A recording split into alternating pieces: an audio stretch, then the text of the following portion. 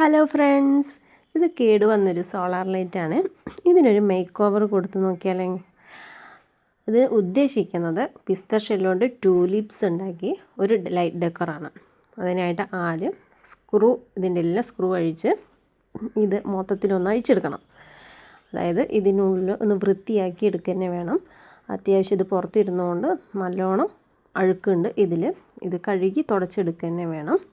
അതുപോലെ ഇതിന് ഉള്ളിൽ ഒരു 2 ബൾബ് വരുന്നുണ്ട്. ആ ബൾബിൻ്റെ ആവശ്യം ഇപ്പം ഇല്ല. അതൊന്ന് അതിൻ്റെയൊക്കെ സ്ക്രൂ അഴിച്ചെടുക്കണം. അത് നമുക്ക് വേറെ ഏതെങ്കിലും ക്രാഫ്റ്റിന് വേണ്ടി ഉപയോഗിക്കാം.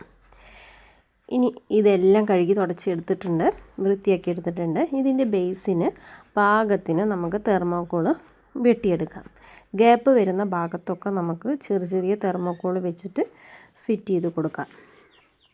ഇനി തെർമോക്കോളിന് പച്ച പെയിൻറ്റ് അടിച്ച് വയ്ക്കാനുള്ള ബേസാണ്. അപ്പോൾ അത് പച്ച പെയിൻറ്റ് അടിച്ചിട്ട് അതൊന്ന് ഉണങ്ങാൻ വേണ്ടി വെക്കുക. അത് നന്നായിട്ട് ഉണങ്ങിയതിന് ശേഷം ഈ ബേസിൽ ഒന്ന് ഒട്ടിച്ചു കൊടുക്കുക. അല്ലെങ്കിൽ അത് തെന്നിപ്പോവാനുള്ള ചാൻസ് ഉണ്ട്. അതുകൊണ്ട് അതിൽ ഒട്ടിച്ചു കൊടുക്കണം. ഇനി അടുത്തത് പറഞ്ഞിട്ടുണ്ടെങ്കിൽ നമുക്ക് പിസ്ത ഷെല്ല് കൊണ്ട് ടൂലിപ്സ് ഉണ്ടാക്കലാണ്. പിസ്ത ഷെല്ല്, ബഡ്സ്, ഗ്ലൂ, കോട്ടൺ ഇത്രയും വേണം. ഈ ബഡ്സിൽ കുറച്ച് പശ തേച്ചിട്ട് കോട്ടൺ ഒന്ന് ചുറ്റിയെടുക്കണം. അതെന്തിനാണെന്ന് വെച്ചിട്ടുണ്ടെങ്കിൽ എന്നാലാണ് ആ പിസ്ത ഷെല്ല് അതിൽ നേരെ ഒട്ടിയിരിക്കുള്ളൂ. അല്ലെങ്കിൽ പിസ്ത ഷെല്ല് പെട്ടെന്ന് ഇളകി പോരാനുള്ള ചാൻസ് കൂടുതലാണ്. ഇനി വീഡിയോയിൽ കാണുന്ന പോലെ ഒട്ടിച്ചെടുക്കാം. ഇത് ഒന്ന് ഉണങ്ങണം. ഒന്ന് ഉണങ്ങാൻ വേണ്ടി വെയിറ്റ് ചെയ്യണം. അതിനുശേഷം നമുക്ക് ഇതിന് പെയിൻറ്റ് കൊടുക്കാം. നന്നായിട്ട് ഉണങ്ങിയതിന് ശേഷം ഉണങ്ങിയാലേ പിസ്ത ഷെല്ല് അതിൽ ഒട്ടിയിരിക്കും. അല്ലെങ്കിൽ പെയിൻ്റ് അടിക്കുന്ന സമയത്ത് തന്നെ അത് ഇളകി പോരാനുള്ള ചാൻസ് കൂടുതലാണ്. ഫ്ലവറിന് ഒരു കളറും സ്റ്റെമ്മിന് പച്ച കളറും കൊടുക്കാം.